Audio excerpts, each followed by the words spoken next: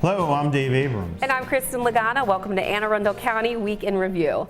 In this episode, we'll preview a special event coming up in Shadyside and talk to the coordinator of Homeless Resource Day. But first, making headlines this week.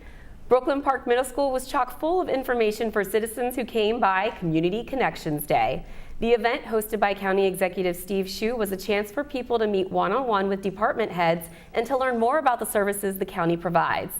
Each department gave a brief overview of their latest programs and services, including smoke alarm safety from the fire chief and drinking water safety from the director of public works.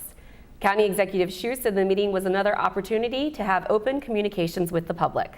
Tonight is an example of the county government really making the effort to reach out to the community and be engaged with the people we serve. A diverse, inclusive government is a critical component of our overall mission as a county government to make Arundel County the best place to live, work, and start a business in the state of Maryland. We've made it a goal of our administration to make sure that in all of our appointments and all of our work that we look like our county and that we engage our citizens through transparency, diversity, and community engagement. We can ensure that we are empowering the citizens of this county in each and every corner of it. Now, of course, as always, you will be able to watch the entire program on Arundel TV on your local cable provider or, of course, online on YouTube. Just search for Arundel TV. And we were both there this time, Dave. It went pretty well, I thought. Good turnout. It was excellent. I thought all the updates were great. Yep, and I got my special Anne Arundel County recycling pen. That's right. You had a pen? You didn't get the purple water bottle, I didn't bring of course. it today because I keep it in a safe place where no one else can touch it. Yeah. That's my recycling pen. I am so glad that you hold that near and dear. It's made from recycled water bottles. Of course. But it was, Can I put that in the dishwasher? No, you should not put that in the dishwasher. Okay. You should never put a pen in the dishwasher. Okay. No, but tell us a little bit about Public Works, their role in this. Well, I think he highlighted on a couple key things that a lot of our residents are concerned with in regards to trash and recycling. That was the Household Hazardous Waste Day. I think a lot of folks out there were wondering why we can't have it more often. It really is a budgetary issue. It's a very expensive program to have. There are private haulers available that will sometimes be of use to take items that you may have that are hazardous and you don't want to wait until the next Household Hazardous Waste Day. But it really is nice that we're able to have this event 6 times a year where we can get rid of hazardous material for you. And that's coming up first week of April? Yes, it's actually the same day as the Homeless Resource Day. It's Saturday, April 9th. It'll be at the Millersville location, and we'll be working that from 8 to 2. I'll be there. Come with your asbestos. But you should hop online or give our office a call about what it is you can bring and can't bring in case you have questions. Okay, well, I'll look for some asbestos. I'm not sure. Double bagged, 4-bag limit. Are you gonna be wearing like a Kevlar suit? Like, No. I'm directing the traffic, so I'm not even near where the material comes out. But I wonder how that happened. I know the company that we work with is outstanding. They're efficient, they're quick, so it's a great event. But one of the key things that Mr. Phipps touched on, he's the director for Public Works, he's been on the show before, yes, was Cox Creek's progress so far with the water reclamation facility, and it really is quite the project. It's a capital project. It's almost completed. Yes. It should be done in the spring. Yes, so. Mr. Phipps and I have discussed this many times, and he's going to kill me for this, water we have a little, challenge to each other that at some point we are going to be drinking the water that is treated there. Yes. Because it's getting darn close to like completely removing everything. And yes. That's exciting. I mean, in DPW world and in engineering world, that's really exciting stuff. It is, and so that was a great update. And of course, all the work that they've been doing with water restoration, that was Watershed. great. Watershed. I think they said 55 I just saw streams. new ones getting surveyed up by my house. Yeah, so I think it was 55 to 60 new waterways that have been improved. Yeah, they're doing a great job. Division's been in action. So kudos all around to Public Works and all of the other departments that were there last night. Good turnout, packed house, and a lot of folks with good questions. Yep. So we'll do it again soon. Yes. Well, Kristin, I'm sure you're aware of the great things that the Boy Scouts and the Girl Scouts do. Like cookies? That's the Girl Scouts. Yes. And the Boy Scouts, they have merit popcorn. badges. And I've gotten popcorn from the Boy Scouts. Yes.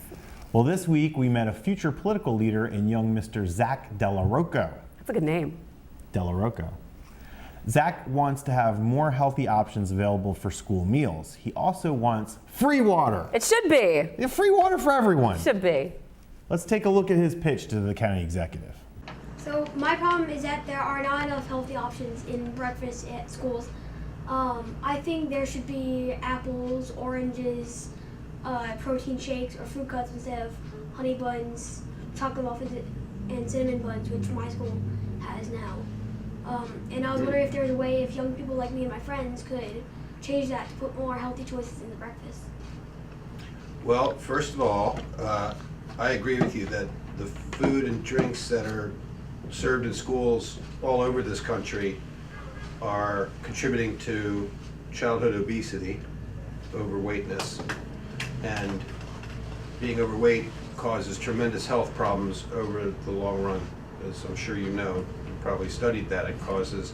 Obesity causes heart attacks, strokes, which is sort of a heart attack in the brain, and diabetes, which is really bad, and all kinds of problems. So I'm very much in favor of anything we can do to improve public health and prevent obesity.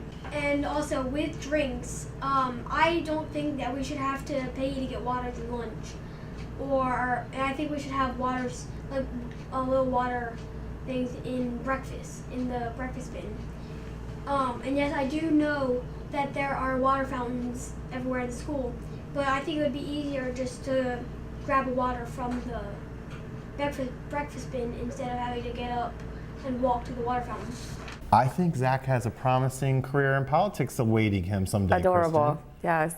And you know, he's right. It's really important with these childhood obesity numbers we're seeing and obesity in general in this country that you got to drink a lot of water and you got to eat healthy food, and that's not very easy to do. And that's a lot of the reason why I think in schools across this country, it's not necessarily the most nutritious food because it has to keep for a long time. It has to be easy to make, and fresh foods are not easy to deal with when it comes to all those preservatives that make it especially in the last long quantities are they not have good to for make it you. in. Yeah. Yeah. So, but maybe Zach can fix this issue for us, and that would be a great thing. So good for him. Mm-hmm.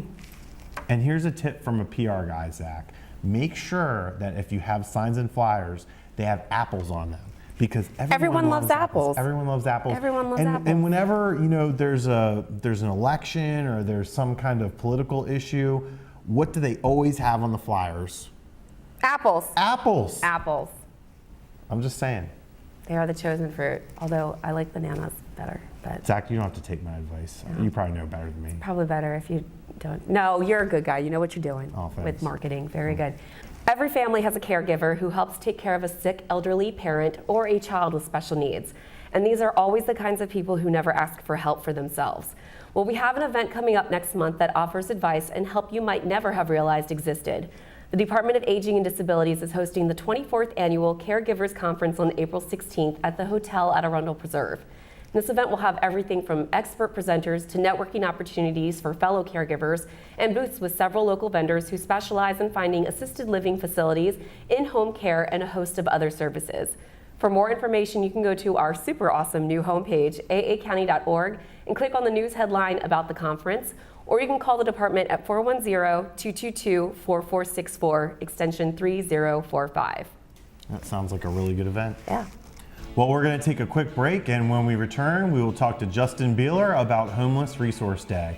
Take a look at our community calendar for events happening around town, and we'll be right back.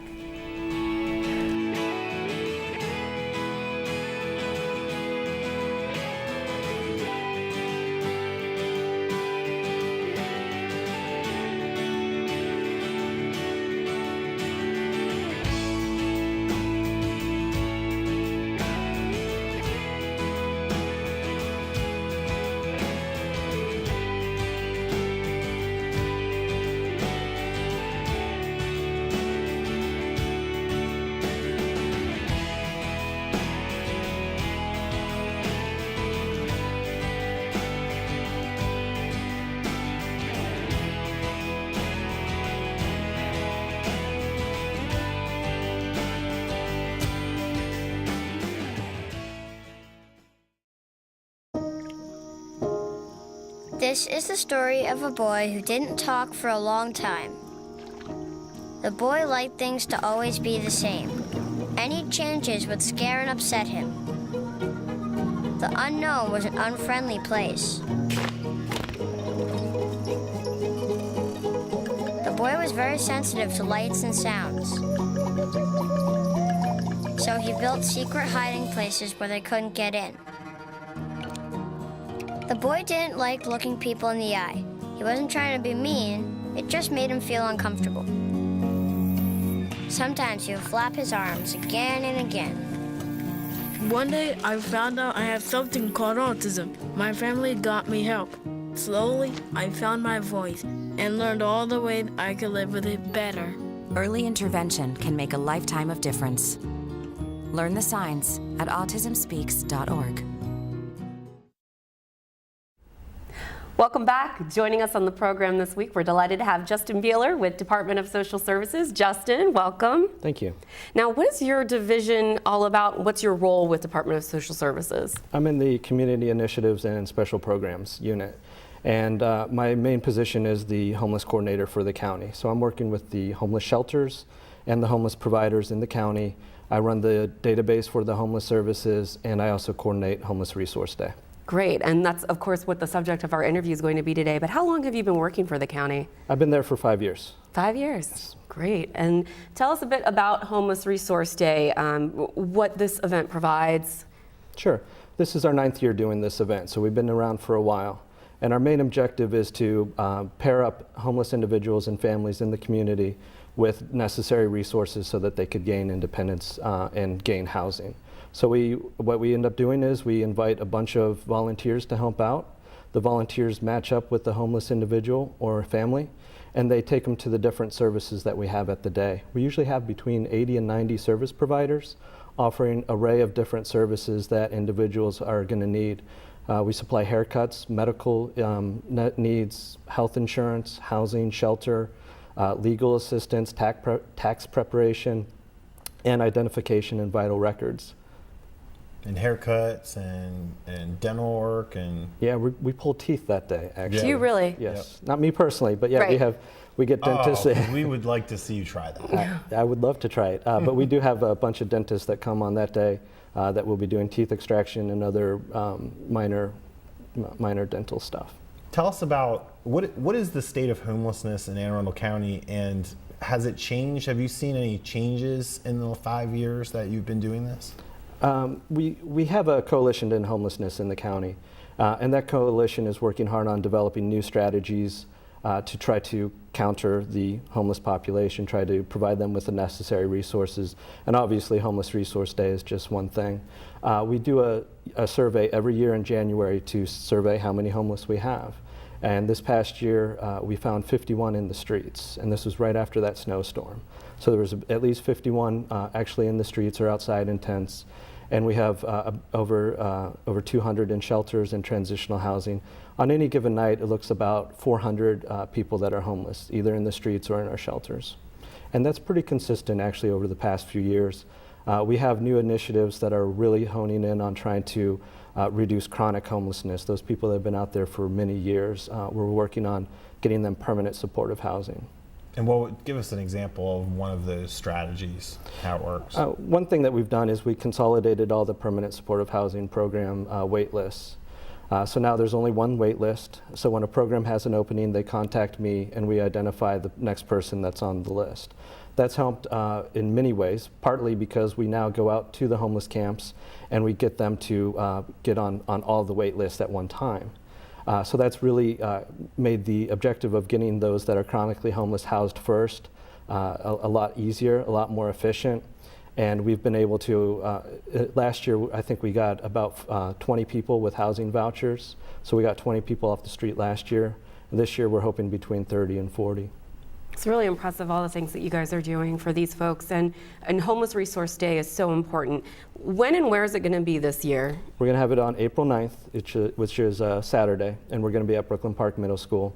Which is a new location for this event. Yes, we've never had it this far north, so we're excited about that. We know it's a community that there are needs there. and this is an opportunity where we could address it. We were in Annapolis the last 2 years, so this gives us an opportunity to look back north. The event starts at 8:30 and it goes till 3 o'clock. And for anyone out there that might be interested in donating time or donating materials, what is it that you're looking for and how can folks get in touch with you? We obviously need a lot of volunteers. We recruit about 500 volunteers to help us support this event. People could go to aacvc.org or aacounty.org to register to volunteer. What we do is we send out a training video that they could watch and get oriented to what we expect out of them at the day, and then show up on April 9th and help volunteer and support the homeless people that are coming to the event. The other thing is we are looking for toiletry items as donations, so if anybody that is able to donate deodorant, soaps, shampoos, toothpaste, things like that, they could contact me and we could arrange a time that we could get those items, or they could show up on April 8th in the evening and drop them off before the event. Right at Brooklyn Park Middle. Right at Brooklyn Park Middle. Make Are it there so any easy. items people should not donate? This year we're not doing food. We've done food in the last few years. The space is a little bit different at Brooklyn Park Middle, so we are not asking for food this year. We will supply people with information on where they could go for their local pantries, Right. but we're not doing the food this year. For people to pick up food at the local pantries and anyone who might come with food that maybe they can go to those pantries and donate. Correct, yes. Very good. It's all about things that we take for granted every day. I mean, I've had the pleasure and honor of volunteering at one of these before, and I think we were talking briefly off camera about even just watching someone get a haircut. It's so rewarding. It's an amazing thing if you haven't been before, and we really encourage you to come out and volunteer or donate. So Justin, thank you so much for your time. Thank you for all you're doing. We'll be right back with more Week in Review right after this. Don't go anywhere. Morning, Gary. We are GetSchooled.com. You want a college education, don't you? You know you do. That's why we're here. We're free and here to guide you through every step of the way, starting with attendance. Gary, financial aid forms.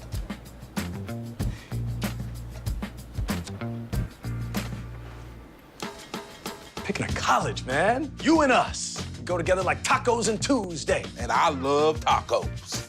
Go to GetSchooled.com. Welcome back. In the fight against substance abuse, there are a lot of community groups out there on the front lines. South County Bridges is one of these great groups, and our own Michelle Corkadel is with them in Shadyside to preview a special event Wednesday, March 23rd. Michelle? Thank you, Kristin and Dave. I'm here at Shadyside Park, where we have some very important news to share to our residents. Drug and alcohol use, we know, is a very big problem in our county. And that also holds true for South County, where the second largest number of overdoses occurred last year. We have an opiate and heroin problem, but drugs and alcohol are not new to South County Bridges. I'm here today with Eddy, who's our president of Shadyside Community, and Barbara, who's here with South County Bridges, our coalition to ensure that our education and outreach to the community on drugs and alcohol gets out to everybody. And we've got some exciting news to share, don't we, Barbara, today? Yes, we do. So in an effort to combat this huge problem, this war on drugs and alcohol that we have decided as a county to undertake, we're going to be sharing some prevention and education with the community. Can you share with us a little bit about that upcoming event? Yes, we're going to have a town hall at the Shadyside Community Center on Wednesday evening. It will begin sharply at 6:30, and we are going to have an expert panel that will hopefully answer questions that the community may have as to how they can intervene with their children in educating them and also educate themselves to the problem. So we're excited about it, and we are very appreciative to Shadyside Community Center for hosting this event. Correct. So tell me, Eddy, a lot of communities, they tend to shy away from this particular topic out of fear that somehow there's going to be some stipulation. But I think the opposite is true. And can you tell us a little bit about how you connected with South County Bridges and got us on the calendar for this exciting town hall forum? Our organization's been around since 1946 as a civic center.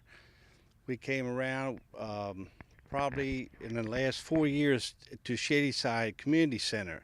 And our object is always priority number one is for our youth and our seniors, to protect them from a situation like this. Even in this ballpark where we are standing, kids come here and play basketball and whatnot, and the poison of drugs intervenes in here, and they try to enhance these kids to up their game to beat their competitors.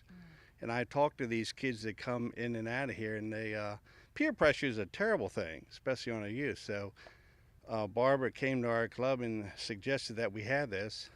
Started out with the open mics to give time for kids to come around to show their expertise or just sing and dance, and it was a great thing to get the kids away from their gadgets and whatnot and be productive. So we are so happy to team up with Barbara to do this. Correct, and this comes on the coattails of Southern High School, who recently had a similar panel for their students. For all of them, I believe all grades were included down there. And so we had a similar panel geared towards just the students. And then a follow-up to that was Chris Herron, a former basketball professional who fell prey to that terrible disease of heroin addiction and shared his story with the kids. And I got to tell you, it was absolutely remarkable. Thank you so very much, Eddy, for bringing this important information to your community, and Barbara, for all the support you guys continue to do. You guys, work with both South River, Annapolis, you work with Southern, what was SAD? SAD chapter, Students Against Destructive Decisions. Correct. So you guys meet once a month at the Southern Police District. We do. The first Friday of every month, and we encourage folks to join or to at least hear what's going on in the community.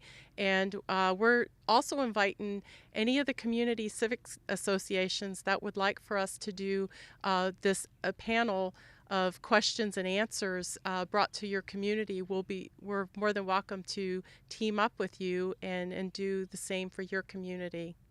And tell us, Barbara, one more time that information concerning the upcoming town hall on Wednesday. That's going to be March 23rd at 6:30. Will begin, and it probably will last until about 8 p.m. And if you need more information, you can go to our Facebook page, South County Bridges to a Drug-Free Community, or you can go to our website, www.preventsubstanceabuse.org. Great. Thank you. I'm looking forward to the event. Thank you once again, Eddy and Barbara, for joining me. Back to you in the studio. Thanks, Michelle. Again, that's this week at the Shadyside Community Center. You can also call 410-203-8204 for more information. And it is getting nice outside, and one place that I like to go when it gets nice outside is Shadyside. Shadyside! Shadyside is an awesome place. It is. Just go over to the Discovery Village and I love Discovery Village. Just check out the view. Yes. It's amazing. Very good. So, Miss Lagana. Mr. Abrams. We have certain categories that we always talk about, right? Burritos, TV, awards shows, movies.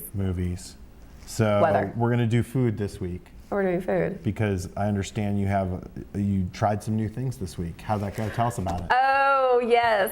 I tried the pressure cooker for the very first time. Ooh. Common kitchen appliance for some, completely foreign to me. I was scared to death to use it. I have no idea what a pressure cooker does. What does it do? A pressure cooker is a canister similar in shape to, well, it depends on what style you have, but it's similar to a slow cooker, only it's going to do it super fast. It's pressurized cooking. Oh. Mine is super easy. My wonderful parents got me the Instant Pot for Christmas, and it has all these different settings for if you're going to do a roast, if you're going to make yogurt, if you're going to you want some hard-boiled eggs. They've made it pretty much foolproof, but still I was nervous about using it. So what'd you make? I wanted to make, in honor of the current holiday, corned beef. Corned beef and cabbage? I did corned beef and cabbage with carrots, and it was delicious. It was good. Everybody will tell you. And she brought none for our staff and crew apologize. here today. Thank So you sorry. very much, Kristin Lagana, for that. But people will tell you when you use the pressure cooker, nothing tastes as fresh. It's just so juicy. So Well, I it's know great. smokers are incredible because Smokers are great. my neighbor Jim does that every year, and we had sausage last summer that I don't know, what did he smoke it for like 28 hours or something like that, and it was fantastic. Yeah, so that was great. That was a little foreign to me. Something else foreign to me, I know you wanted to touch on this a bit March today. Madness has begun. I am never. So we need to know what your picks are. Who's going to win? Notre Dame. Notre Dame. Notre Dame. Notre Dame. That's Notre Dame. So there's Notre Dame. That's in Maryland, and then there's Notre Dame. Notre Dame. That's the Fighting Irish.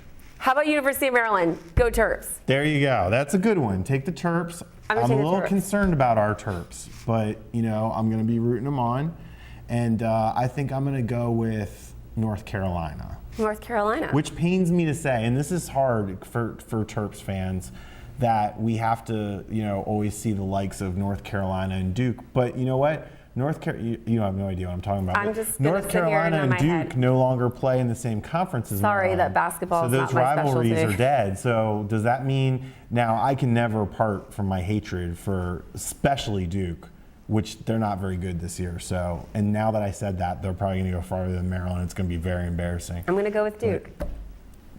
You're going to go with Duke to win the whole thing? I'm still going to There, you heard. No, you heard it. Duke is going to win the whole thing according to Kristin Lagana, and I got North Carolina. No. Let's see how we do with First off, you haven't paid up with the snow bet, so I can't even bet with you anymore. That's right. What did we bet? I don't know. It was probably a burrito. Well, that reminds me.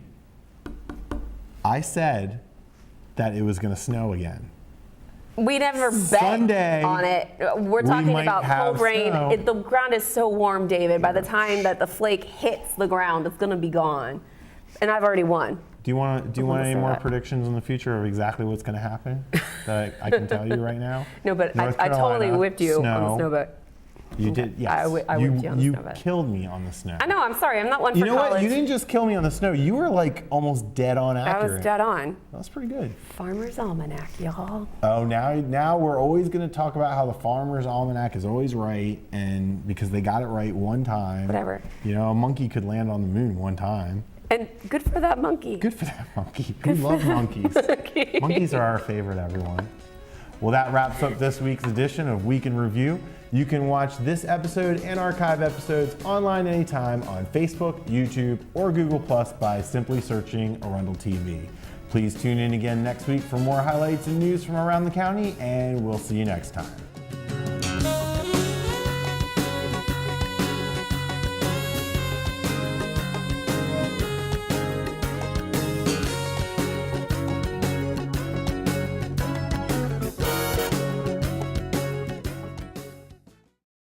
Thanks for coming in for the interview. Oh, yeah, of course.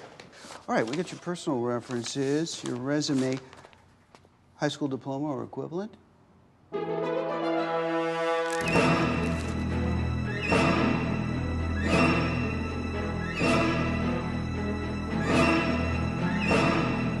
Skip the drama. Get your diploma. Yes, it's right there. Great. Take that first step towards a better future. Find free adult education classes at finishyourdiploma.org.